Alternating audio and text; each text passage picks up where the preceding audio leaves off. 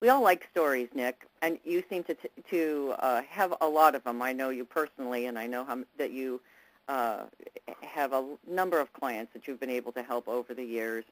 With respect to our expatriate Americans, what are some of your stories that you have where you've been able to help them save on their tax payments or maximize foreign income exclusions? We know that they have certain benefits, and there's certainly stories that you have that you can tell. I'm racking my brain at the moment. The one that comes to mind is I've got a client in Kuwait, mm-hmm. and a good friend. It turned out to be a good friend, and we communicate via email fairly regularly.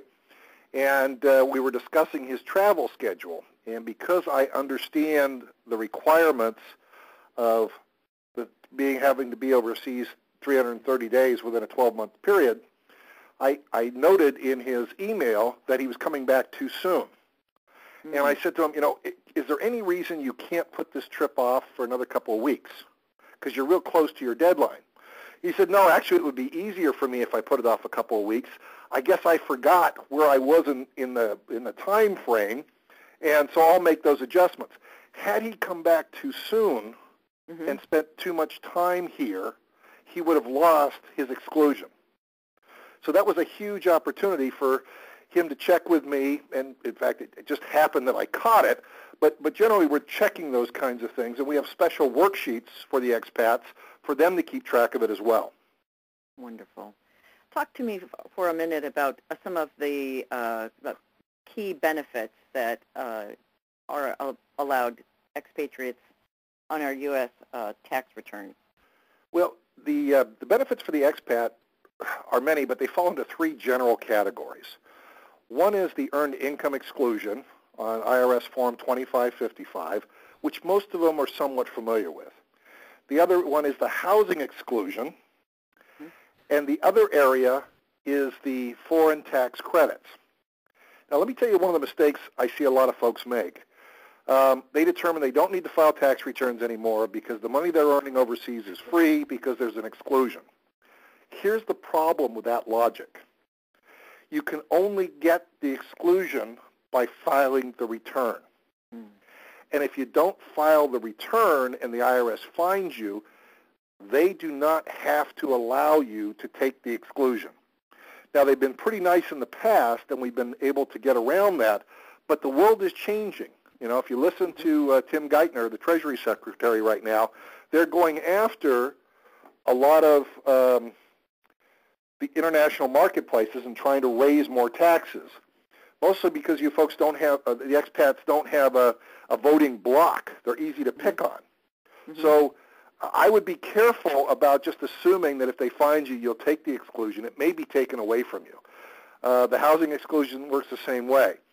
The area on the foreign tax credit that many people miss is that this credit is available for income taxes paid. Many times people are using it for excise taxes or other types of taxes that don't qualify for the credit, and this can get them in trouble down the way. When it gets them in trouble, they're not just paying back taxes, but they're paying back interest and penalties. So it's better to do it right the first time and save yourself a big headache. Know that if they ever come knocking at the door, you're bulletproof. And that's really what most of my clients want. They want to make sure if anybody comes knocking on their door, they're bulletproof. And that's what we provide for them. Well, I want to thank you for taking the time today to explain your perspective and serving the U.S. expatriates abroad. I know that you've already mentioned one of the important requirements that repatriating expats need to pay attention to, and that's how many days in that current 12-month cycle they've been away from the States. And watching that, are there any other special requirements with respect to their taxes and tax returns that repatriating expats need to pay attention to?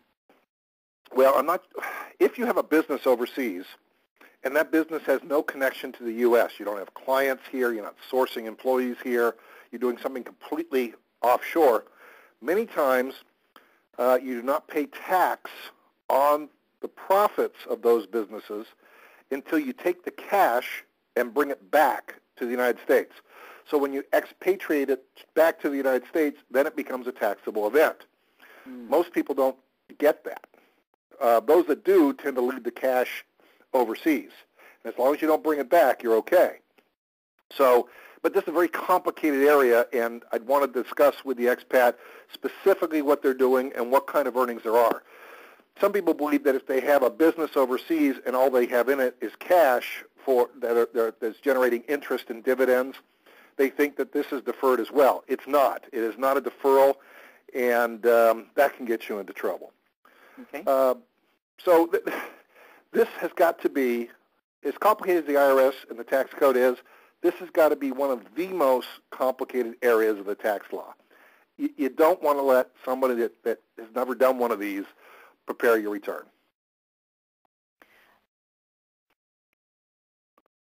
Well, I wanted to ask you one last question, and that is, if you had one key piece of advice, if you had to summarize everything that you've learned working with U.S. Americans abroad and into one piece of advice you would give them, what would that be? Whether you're a U.S. expat or someone or an American citizen living in the States, the more organized you keep your financial world, the simpler you can make it. We want to make your life simple again by organizing it and helping you make the right decisions. So stay organized, keep your world simple, your financial world simple, and then go live an amazing life. Thank you. Well, we've been talking to Nick Hodges, a CPA, a personal financial specialist, and a certified financial planner today about the unique needs of the U.S. Expatriates living and working abroad. Thank you, Nick. Thank you for letting me chat with you today, Tony. Mm-hmm.